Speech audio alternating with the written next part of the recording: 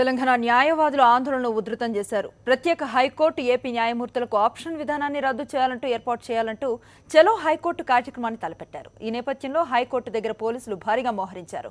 చలో హైకోర్టు నేపథ్యంలో కోర్టుకు వస్తూ ఉన్న న్యాయవాదులను పోలీసులు అడ్డుకున్నారు. ప్రతి ఒక్కరిని క్షుణ్ణంగా తనిఖీ చేశారు. కోర్టులో కేసులు ఉన్నటువంటి న్యాయవాదులను మాత్రమే లోపలికి అనుమతించారు. పోలీసుల తీరును న్యాయవాదులు ఆగ్రహం వ్యక్తం చేశారు. ప్రత్యేక హైకోర్టు వచ్చే వరకు పోరాడతామని స్పష్టం చేస్తున్నారు. ముఖ్యంగా రెండు అంశాలపై న్యాయవాదులం ఈరోజు కేంద్ర ప్రభుత్వాన్ని డిమాండ్ చేస్తున్నాం.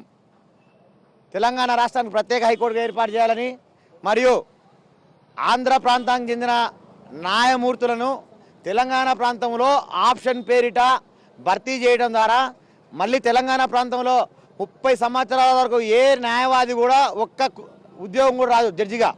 ఇక్కడ తెలంగాణ ప్రాంతంలో ఆంధ్ర న్యాయమూర్తులు నియామకం కావడం వల్ల 30 సంవత్సరాల నుండి మళ్ళీ వాళ్ళకి ప్రమోషన్ వచ్చి వాళ్ళే హైకోర్టుకి ఎలివేట్ కావడం, వాళ్ళే సుప్రీంకోర్టుకి ఎలివేట్ కావడం జరుగుతుంది.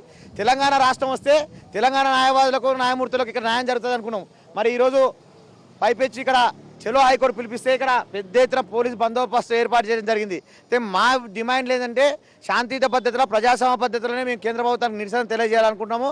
అదేవిధంగా ఇక్కడ వీళ్ళు బందోబస్తు చేసినంత మాత్రాన మా నోర్లను నొక్కలేరు. వాళ్ళు ప్రజాస్వామ్యంలో ప్రశ్నించే హక్కు ఎవరికైనా ఉంటుంది. మేము కేంద్ర ప్రభుత్వాన్ని ఒకటే డిమాండ్ చేస్తాం, ఎమ్మడే ప్రత్యేక హైకోర్టు ఏర్పాటు చేయాలి, తెలంగాణ ప్రాంతంలో ఆంధ్ర న్యాయమూర్తుల నియామకాన్ని నిలిపివేయాలని డిమాండ్ చేస్తూ ఈరోజు చలో హైకోర్టు పిలిపిస్తాం. ఇది విజయవంతమవుతుంది. ప్రజాస్వామ్య పద్ధతిలో శాంతియుత పద్ధతిలోనే మేము కొనసాగిస్తాం. మా హైకోర్టు మాకు ఇవ్వకుండా 700 రోజులు గడిచిపోతున్నప్పుడు కూడా తాత్సారం చేస్తూ మళ్ళీ పైగా పుండు మీద కారం చల్లినట్టు ఈరోజు ఏం చేస్తా ఉన్నారు, ఆంధ్ర ప్రాంత జడ్జిలకు మీరు ఆప్షన్ ఇచ్చి మా ఉద్యోగాలు వాళ్ళకే కావాలి, వాళ్ళ ఉద్యోగాలు వాళ్ళకే కావాలి.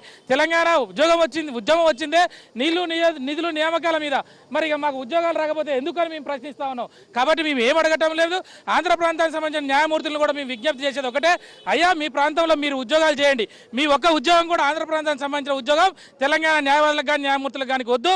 మీ అందరికీ మేము రిక్వెస్ట్ చేసేది ఏంటంటే, ఇరు రాష్ట్రాలకు వచ్చినాం, 2 అసెంబ్లీలు 2 సెక్రటరీలు ఏర్పడాయో 2 హైకోర్టులు అడుగుతా ఉన్నాం. ఇది న్యాయమైన డిమాండ్. మా ఉద్యోగాలు మాకు కావాలని అడుగుతా ఉన్నాం. కాబట్టి మీరు అర్థం చేసుకొని, ఇది అర్థం చేసుకోకపోతే రేపు రాబోయే కాలంలో సీమాంధ్ర న్యాయమూర్తులని మేము టార్గెట్ చేయాల్సినటువంటి అవసరం ఉంటుంది. కేంద్ర ప్రభుత్వం, తెలంగాణ భారతీయ జనతా పార్టీ నాయకులు కూడా టార్గెట్ చేయాల్సినటువంటి అవసరం ఉంటుందని తెలియజేస్తాం.